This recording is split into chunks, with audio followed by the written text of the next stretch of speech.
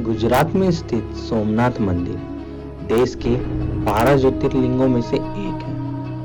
कहा जाता है कि सोमनाथ ज्योतिर्लिंग भगवान शिव का प्रथम ज्योतिर्लिंग है। माना जाता है कि इस मंदिर की स्थापना चंद्रदेव ने कई देवताओं के साथ मिलकर की थी। इस मंदिर में भगवान शिव के दर्शन मात्र से ही सारे पाप नष्ट हो जाते हैं और मन की सारी मनोकामनाएं पूर्ण हो जाती हैं। दोस्तों, अगर आप हमारा ये वीडियो देख रहे हो तो हमारे वीडियो को लाइक ज़रूर करें और हमारे चैनल को सब्सक्राइब भी कर दें और हाँ, वीडियो को शेयर करके बेल आइकन पर क्लिक भी कर दें ताकि आने वाले ऐसे वीडियो की अपडेट आप तक आती रहे। दोस्तों, आपने सोमनाथ मंदिर के बारे में तो जरूर सुना होगा। आप में से कई लोग उस मंदिर में भी गए होंगे। सोमनाथ मंदिर 12 ज्योतिर्लिंगों में से एक है, जिसमें सबसे पहले स्थापना हुई थी सोमनाथ मंदिर की। तो दोस्तों, आप में से कुछ लोग हैं जो सोमनाथ मंदिर के बारे में जानते होंगे कि उसका इतिहास क्या है, वो कैसे बना, उसकी स्थापना कैसे हुई और किसने की थी। आप में से कई लोग ये नहीं भी जानते होंगे। तो दोस्तों, चलिए हम आपको लेके चलते हैं प्रभु श्री सोमनाथ मंदिर की यात्रा में।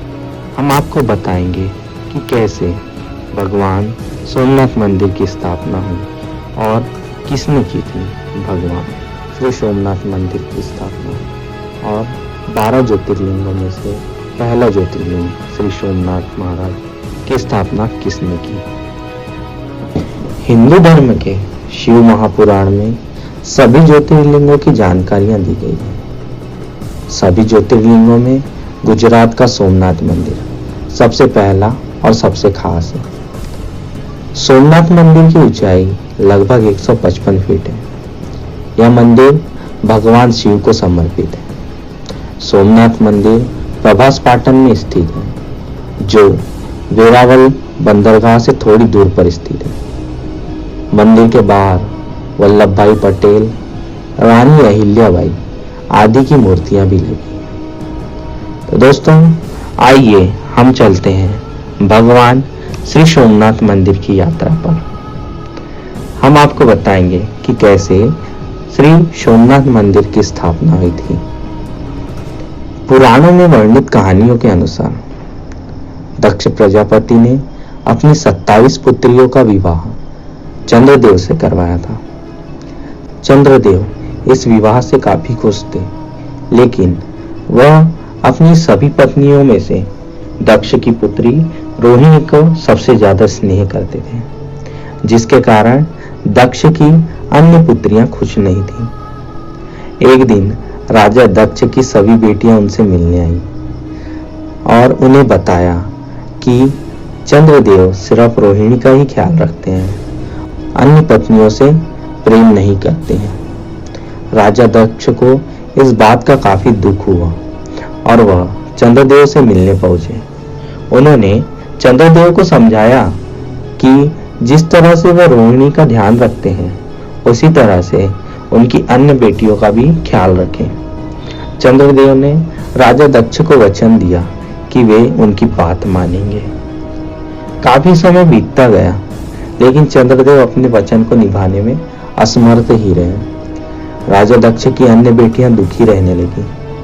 जब राजा दक्ष को ये बात पता चली तो उन्होंने चंद्रदेव को गुस्से में क्षयग्रस्त होने का श्राप दे दिया। यह श्राप मिलते ही चंद्रदेव की चमक कम होने लगी, जिसकी वजह से सभी देवता चिंतित हो गए। चंद्रदेव इस श्राप से बचने का उपाय खोजने लगे।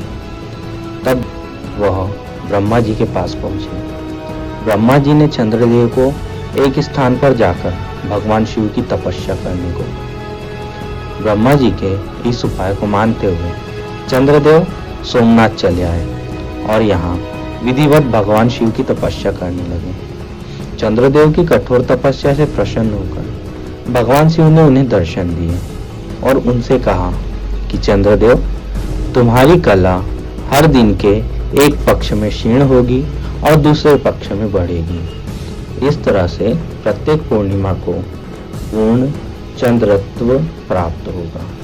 चंद्रमा को मिले इस वरदान से उनका श्राप खत्म हो गया और उनकी चमक वापस आ गई।